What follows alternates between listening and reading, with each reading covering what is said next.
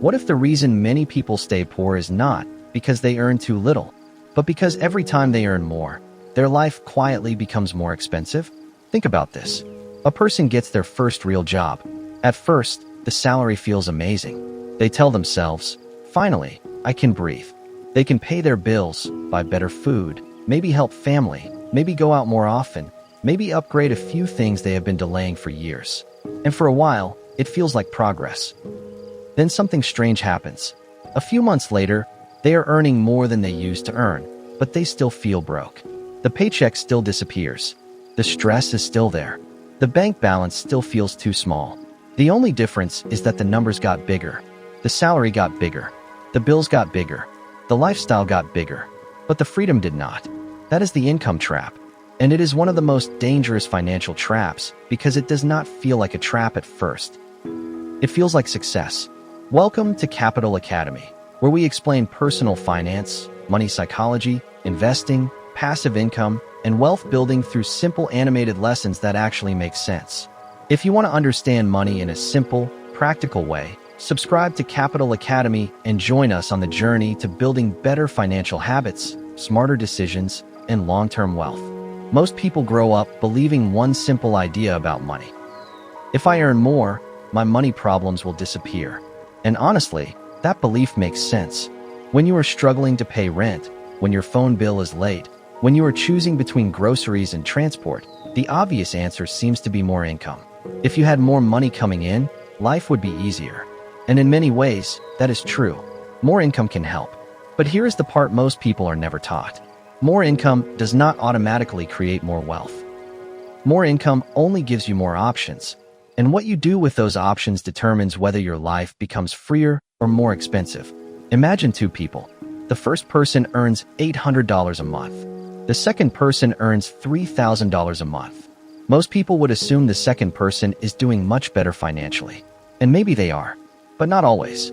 Because if the first person earns $800 and spends $700, they have $100 left to save, invest, or use for emergencies. But if the second person earns $3,000 and spends $3,200, they are actually moving backward. They may look more successful. They may wear better clothes. They may drive a better car. They may live in a better apartment. But financially, they are still trapped.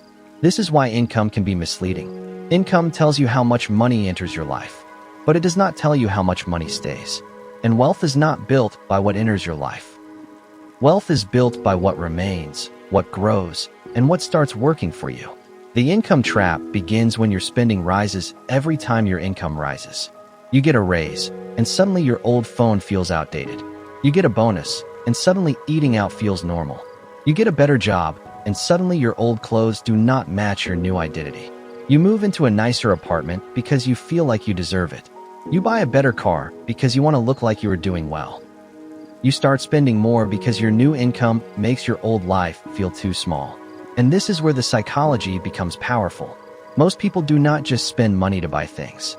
They spend money to buy feelings. They buy comfort. They buy respect. They buy confidence. They buy relief from stress. They buy a version of themselves that feels more successful. So when income increases, the brain often says, "Now I can finally become the person I imagined." That is not always bad. The problem is when every increase in income is immediately converted into a higher lifestyle. This is called lifestyle inflation. But let's keep it simple. Lifestyle inflation is when your life becomes more expensive as your income grows. At first, it seems harmless. You tell yourself, "I work hard. I deserve this." And that may be true. But if every raise becomes a new payment, every bonus becomes a new purchase, and every promotion becomes a more expensive lifestyle, then your income is not building wealth. It is feeding the machine. Think of your income like water flowing into a bucket. If your bucket has holes, pouring more water in will help for a moment. But eventually, the water still leaks out. Most people focus only on pouring in more water. They want a higher salary, a better job, more clients, more side hustles, more income streams. But they never check the holes. The holes are unnecessary debt, emotional spending, status purchases, subscriptions they forgot about, expensive habits, impulse decisions, trying to impress people who are not paying their bills. So even when more money flows in, more money flows out. And the person wonders, why am I still broke? The answer is not always that they need more income. Sometimes the answer is that their financial system cannot hold income. This is why some people can earn a lot and still feel financially weak. Their money has no structure, no clear plan, no boundaries, no purpose. It enters their account, gets pulled in 10 different directions, and disappears. Now, let's look at a simple example. Imagine someone named Daniel. Daniel starts with a low-paying job. He struggles, but he manages. He dreams of earning more because he believes more income will fix everything. Then Daniel gets promoted. His income increases. At first, he feels proud. He tells himself, "This is my reward." So he upgrades his apartment. Then he gets a car payment. Then he starts eating out more often because he is busy and tired. Then he buys better clothes for work. Then he starts going out with people who earn more, so his social life becomes more expensive. 1 year later, Daniel earns much more than before. But he has no savings, no investments, no emergency fund, and more monthly payments than ever.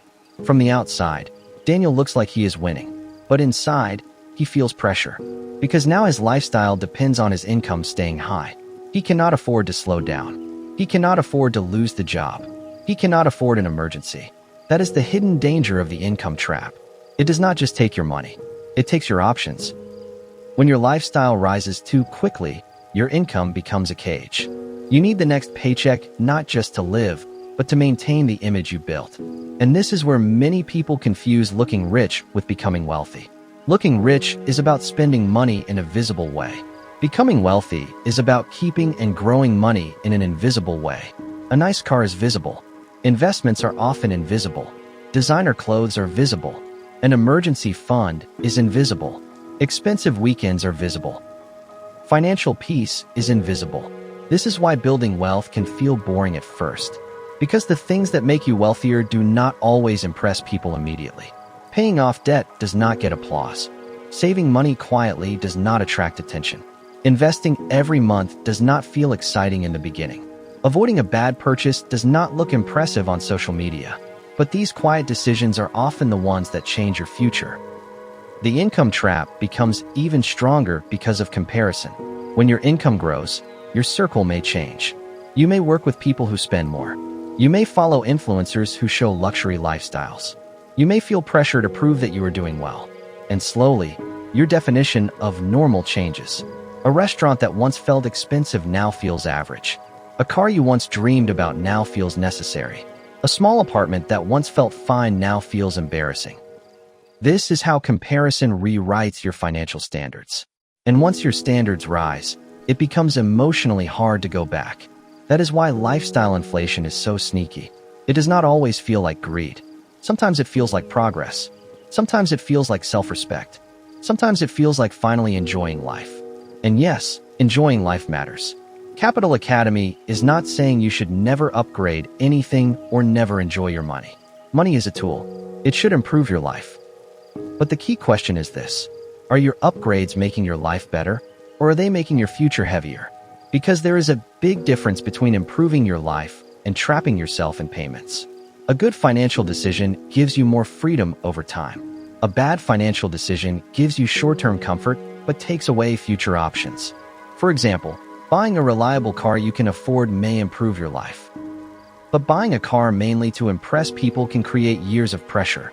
Moving to a safer, more comfortable place may improve your life. But moving into a place that eats half your income can make you financially fragile. Spending on experiences can be meaningful, but using debt to maintain a lifestyle can quietly steal your future. So how do you escape the income trap? The first step is to stop asking only, "How much do I earn?" and start asking, "How much of my income do I control?" Because if your income increases but your freedom does not, something is wrong. The second step is to decide what happens to extra income before it arrives. This is important. Most people wait until they get more money, then decide what to do with it emotionally. But emotions are expensive. When money arrives without a plan, the brain starts making suggestions. Upgrade this. Buy that. You deserve a treat. You can start saving next month. And before long, the opportunity is gone. A better approach is to create rules in advance. For example, When your income increases, you could decide that part of the increase goes to improving your life, part goes to savings, part goes to debt repayment, and part goes to investing.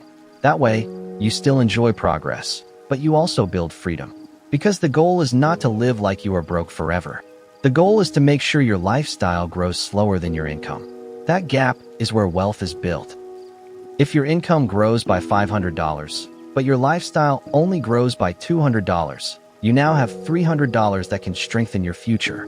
That $300 can build an emergency fund. It can pay off debt. It can buy assets. It can reduce stress. It can give you choices. The gap between what you earn and what you spend is not just money. It is power. It is breathing room. It is the beginning of financial control. The third step is to separate real needs from identity spending. A real need improves your life in a necessary way. Identity spending is when you buy something mainly because it supports the image of who you want people to think you are. This is uncomfortable to admit, but many financial mistakes begin with the sentence, "People will think." People will think I am successful. People will think I am cheap. People will think I am behind. People will think I am not doing well. But here's the truth. People are not thinking about your finances as much as you think they are. And even if they are, they will not pay the debt that comes from trying to impress them. The fourth step is to build invisible wealth before visible wealth. Before upgrading everything people can see, strengthen the things people cannot see. Your emergency fund, your debt situation, your investment habit, your financial knowledge, your ability to sleep peacefully without fearing every unexpected bill. These invisible foundations may not look exciting, but they are what make visible success sustainable later. Because when you build wealth first, you can enjoy upgrades without fear. But when you upgrade first and hope wealth comes later, you may spend years running behind your own lifestyle. And this brings us to the deeper lesson. The income trap is not really about money. It is about behavior. If a person cannot manage a small income wisely, a bigger income may simply create bigger problems. Not because they are bad with money forever, but because money magnifies habits. More income magnifies discipline, but it also magnifies impulsiveness. More income magnifies planning, but it also magnifies lifestyle inflation. More income magnifies generosity, but it can also magnify pressure from others. So the goal is not just to earn more. The goal is to become the kind of person who can handle more. Because wealth building is not only a math problem, it is a behavior problem. It is a patience problem. It is an identity problem. It is learning to say, I can afford this, but it does not mean I need it. It is learning to enjoy progress without turning every raise into another bill. It is learning that the highest form of financial success is not looking rich today. It is having choices tomorrow. So yes, increasing your income matters. You should grow your skills. You should look for better opportunities. You should build income streams. You should learn how to invest. But never forget this. More income is not the finish line. It is a test of your habits, a test of your priorities, a test of whether you will use extra money to buy temporary status or long-term freedom. Because if your income goes up and your future gets lighter, you are building wealth. But if your income goes up and your pressure gets heavier, you may be caught in the income trap. The real goal is not just to earn more money. The real goal is to keep more control, to build more peace, to create more options, to slowly turn your income into assets, security, and freedom. And maybe the moment everything changes is not when you get a bigger paycheck. Maybe it is the moment you stop letting every bigger paycheck create a bigger lifestyle. Because wealth does not begin when you earn more. Wealth begins when you finally stop letting more income make you poor.